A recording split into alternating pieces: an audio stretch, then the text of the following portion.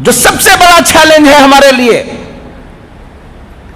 ان لوگوں نے یہ طے کیا ہے کہ 2030 تک یہاں پر جو ہندو ذہن راشٹر بنانا ہے، صرف راشٹر قانون میں نہیں بنانا ہے، بلکہ یہاں کے سارے لوگ اسی رنگ میں کیا ہو جانا ہے، رنگ جانا ہے۔ اس وقت سب سے بڑی پریشانی یہ ہے کہ ہمارے بچے ایمان پر باقی رہیں گے یا نہیں رہیں گے۔ ہم اسکولوں کو بھیج رہے ہیں، ہم ان کی طرف توجہ نہیں کر رہے ہیں، ہم دیکھ نہیں رہے ہیں، اور آپ کو بتاؤں کہ آپ کے بچے جا رہے ہیں اور جانے کے بعد صبح سے شام تک کفر سن رہے ہیں، کفر بول رہے ہیں، کفر کے اعمال کر رہے ہیں۔ 40 دن آدمی جماعت میں بلا کر لے جاتے ہیں، ایمان بولنے کرانے دیتے ہیں، ایمان سننے کراتے ہیں، ایمان کرنے کراتے ہیں، تو آدمی کی حالت کیا ہونے لگتی ہے، دینی بن جاتی ہے۔ اگر LKG سے بچہ شروع کر کے 10th اسٹینڈرڈ تک مسلسل کفر سنے، کفر بولے، کفر دیکھے، کفر کرے، تمہارا بچہ ایمان میں باقی رہ جائے گا کہ لو۔ بنگلور میں میرا ایک اسکول ہے، میں نے 3 جنوری کو امبیڈکر ہال میں نے اپنا اینیول ڈے کیا۔ اس سے پہلے اس اینیول ڈے کی تیاری کے لیے ہال کو انسپیکشن کرنے کے لیے 2 دن گیا۔ اس سے پہلے 2 دن پہلے 2 تاریخ کو بھی ایک اسکول کا فنکشن ہو رہا تھا، اینیول ڈے ہو رہا تھا۔ 1 تاریخ کو بھی ایک اسکول کا اینیول ڈے ہو رہا تھا۔ میں دیکھنے کے لیے اندر گیا، 90% مسلمان بچے برقع اوڑھ کر آڈینس اپنے بچوں کو دیکھنے کے لیے آئے ہیں، اور وہاں پر پوجا کر رہے ہیں بچے، اور ہمارے پیرنٹ تالیاں مار رہے ہیں۔ وہ اسکول والے کرا رہے ہیں، وہ اس کو بات چھوڑ دو، اسکول بھی مسلمانوں کی اسکول ہے، اسکول بھی کس کی ہے، مسلمانوں کی اسکول ہے۔ اور آڈینس ایسا لگ رہا تھا کہ جمعہ ہو رہا ہے، وہاں پر سب ٹوپیاں پہن لے کوئی بیٹھے ہوئے تھے، سب برقعے پہن لے کر بیٹھے ہوئے تھے، وہ برقعے بھی پہن لے کر بیٹھے ہوئے تھے جس میں ناخن بھی نہ دکھے، لیکن ان کے بچے پوجا کر رہے ہیں اور کیا مار رہے ہیں۔ اب سوچ لو کہ یہ حالت ہوگی تو 10-12 سال کے بعد اس ملک کے اندر حالات کیا ہونے والے ہیں۔ ہم کہہ رہے ہیں کہ واٹس ایپ پہ ڈالتے ہیں فلاں بچی کیا کر رہی ہے، رجسٹر میرج ہو جا رہی، کچھ دیکھو۔ یہ تو ابھی بارش سے پہلے کی جو رمجم جھڑی جسے بولتے ہیں وہ ہے۔ 12 سال کے بعد ابھی یہ سلیبس پورا یہ ہونے کے بعد جو تمہارے محلوں میں تمہارے گھروں میں ہوگا تم اندازہ نہیں لگا پاؤ گے۔ ایک بات آپ سب کو میں بتاتا ہوں، آج 2 باتیں آپ کو بتا کر جاؤں گا۔ اللہ تعالی ہم کو سمجھ کی توفیق نصیب فرمائے۔ خود اپنی نسل کی فکر کرو، اپنے بچوں کی فکر کرو، ڈاکٹر بنو۔ میں 56 اسکول چلاتا ہوں الحمدللہ پورے ہندوستان میں، تاکہ ہمارے بچے ڈاکٹر بنے، انجینئر بنے، ماڈرن ایجوکیشن میں آگے آئے۔ میں اس کا داعی ہوں۔ میں کہہ رہا ہوں آپ کو، صرف ڈاکٹر، صرف انجینئر یہ تمہاری فکر ہے تو یاد رکھ لینا، ڈاکٹر تو انہیں بن جائے گا، ایمان میں باقی نہیں رہے گا، خون کے آنسو رونا پڑے گا۔ وہ انجینئر تو بن جائے گا۔ ایک بچی ایک غیر مسلم کے پیچھے بھاگ گئی،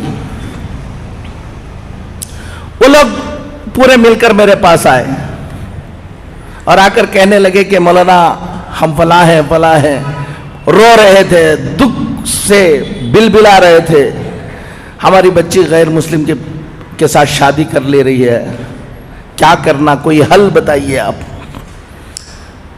اور میں نے کہا کہ کون سی اسکول میں پڑھایا ہے تم نے؟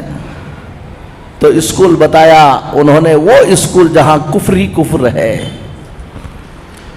اب وہ جوش میں آ کر ان کے باپ نے مجھ سے کہا، حضرت میرا بس چل جائے تو میری بچی کو میں قتل کر دوں۔ میں نے اس سے کہا تیرا بس چل نہیں رہا اس لیے قتل نہیں کر رہے, تیرا بس چلا تو تم اس کو قتل کر دیتے ہو بول رہے ہو.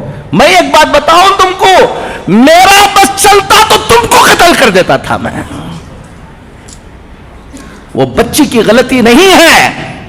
اگر آج سے 10 سال پہلے, 12 سال پہلے, 15 سال پہلے اگر تم کو آ کر میں کہتا اس اسکول میں, جس اسکول میں جا رہے ہو اس کا ذہن یہ بننے والا ہے, تم خیال کرو کہ ایسی اسکول میں داخلہ کرو جہاں اس کا کیا رہے, ایمان باقی رہے, تو تم مولانا کو کہتے کہ مولانا آپ بیکورڈ ہیں.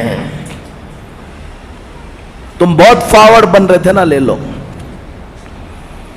آپ کو بتا رہا ہوں دیندار گھروں کے بچے ایمان میں باقی رہنا. علی گڑھ گیا تھا میں, حضرت مولانا حکیم کلیم الدین صاحب دامت برکاتہم اللہ ان کی عمر کو دراز فرمائے, وہاں گیا.